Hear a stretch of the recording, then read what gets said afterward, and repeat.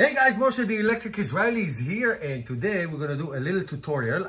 I'm in my garage and I just installed my universal Thule roof racks, and I'm going to put the Thule cargo on top in a minute. So I want to show you step by step of how to do this, measurements and everything. So the greatest things about the universal roof racks is that they are adjustable. You can buy a Tesla Model 3, Tesla Model Y roof rails, but they are stationary, and that's what it is. And you drive with them all the time unless you want to take them out and put them back again. This is easy. You do it for one ride if you need it, and you can take them off and you can put it on a different car. They're adjustable. So the distance between here and the other side, and same on the front, I'm going to give you all the measurements, is different because this is a curved roof. So the dimensions are different. So I'm going to give you all the dimensions from the beginning to this part and how you install it. And at the end, stay at the end, I'm going to tell you something really important. It's a warning, but it's something that you need to know before you use these Thule roof rails. So we can start with the measurements from here to the beginning. So I basically took a tape measure, and I did all the work for you. So this is the Model Y, obviously. So the distance between the beginning, the window, to the end of the bar here is exactly a foot. Okay, so you take from the beginning of the window right here to the end of the bar, it's exactly 1 foot. Let me show you. Let me get the camera close. Okay, so from here to here, exactly a foot on both sides.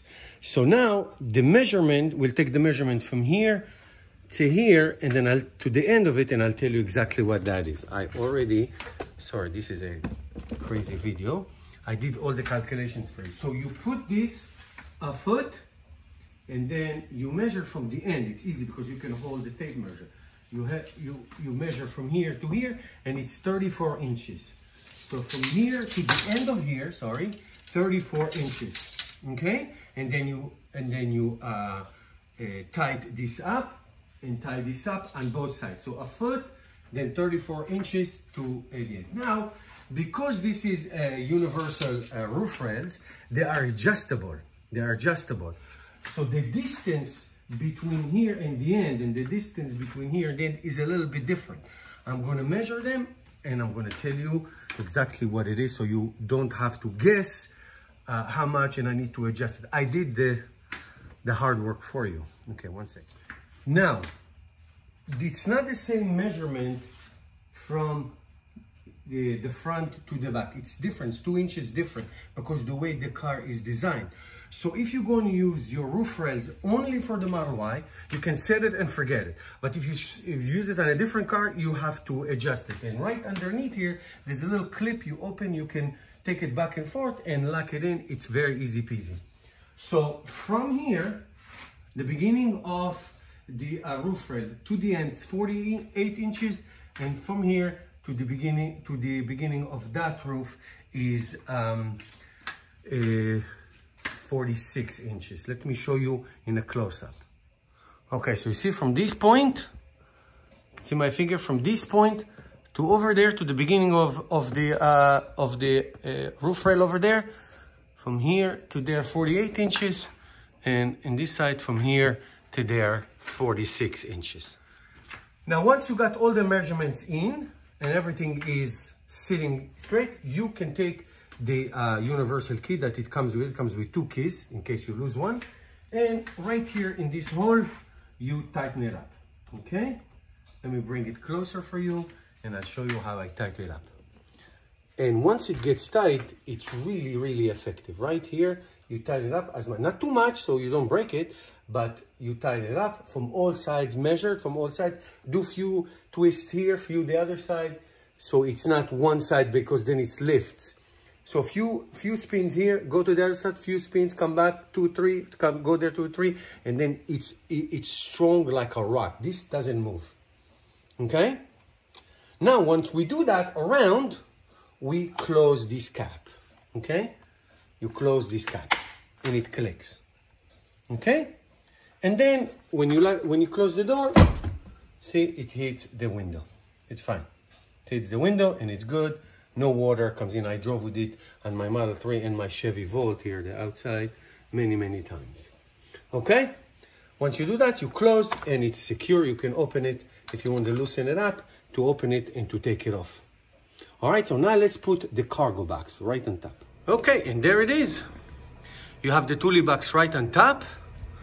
I didn't tie it up. I just did this for the video. I'm not taking the car to any trip or anything like that. So I just did this for you to see in the video. It should be in the middle as much as possible. And then it comes with the key. You can put all your stuff in it and it's nice and secure. Let me show you from the back. Here it is. It's tight. It's full of schmutz over there. I need to clean it up, but that's okay. Here it is, tight and secured, and you can take it on great road trips. Now let me give you a warning. All right, here it is. So first of all, you can find the roof rails and the Thule box. I bought them on Amazon. I have links below. You can, if you want to buy them, you can use my link. That's great. Here's a big warning, guys. Thule boxes and roof rails are range killers. They will take 20 to 40% of your rated range because you drive them. So I try to avoid them like the plague. Only if I need to. I did it with the Model 3 once when I went to Florida with the Volt behind me, you see them. It is a range killer because there's so much drag that it really kills the range, especially in the winter. So take that into consideration. Do not use it unless you absolutely have to. Unless you absolutely have to. You can hear the wind noise and all that. So it's not natural, but it's a great thing to have if you need it. Once you finish using it, I do not suggest you keep the roof rails on the roof because that makes a lot of whistling noise and it does drag the car. It will hurt your range.